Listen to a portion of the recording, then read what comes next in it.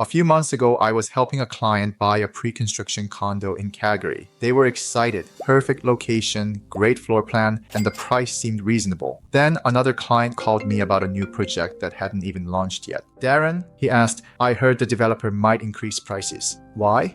Turns out, the developer was already bracing for the impact of upcoming tariffs on materials like steel and lumber. Even before the tariffs took effect, developers were adjusting pricing to offset expected cost increases. And here's the thing, this isn't a one-time issue. The US just announced an 11% tariff on Canadian goods. Canada is preparing a 25% tariff in response. This isn't just about trade. Tariffs could significantly impact the Canadian real estate market, not just by raising construction costs, but also by influencing interest rates. And depending on how this plays out, we could see rates go up or maybe even down. Let me explain.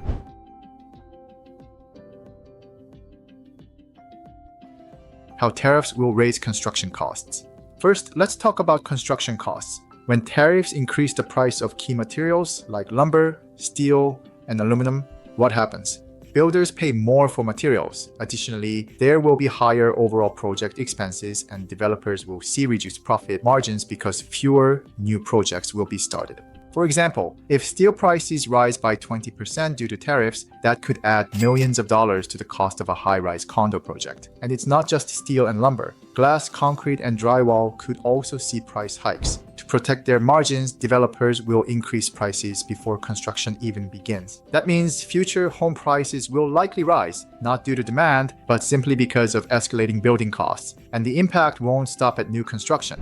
How tariffs will affect the resale and rental market. When new construction costs rise, it affects the entire market. This leads to higher new home prices, prompting more buyers to turn to resale homes, which in turn increases demand in the resale market. As a result, resale prices rise, creating more competition among buyers. When buying becomes too expensive, people often look for alternatives. Consequently, more buyers shift to renting, increasing rental demand and driving up rental prices. Cities like Toronto, Vancouver, and Calgary already have tight rental markets. Tariffs could make things worse by increasing home prices and rental costs. And that's before we even discuss interest rates. Will interest rates go up or down? Here's where things get complicated. Tariffs increase the cost of goods and services, which leads to inflation. Normally, when inflation rises, the Bank of Canada raises interest rates to control it. Higher rates equals higher mortgage rates. That leads to more expensive borrowing. So if tariffs push inflation up,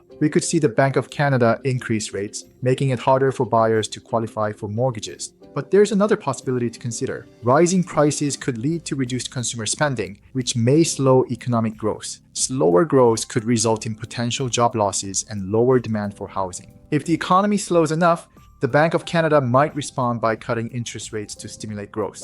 Lower rates would make borrowing cheaper, attracting more buyers to the market and potentially driving home prices higher. So, depending on how the economy reacts, we could see either rising rates or falling rates, each with very different effects on the housing market. Regional market differences. In high-demand cities like Toronto and Vancouver, prices will likely continue rising due to already limited supply. In Calgary, higher construction costs could slow development, but if interest rates drop, more investors may enter the market. But in export-dependent provinces like Ontario and Alberta, tariffs could lead to job losses, slowing the local housing market. That's why watching interest rates alone isn't enough. Regional market conditions also matter.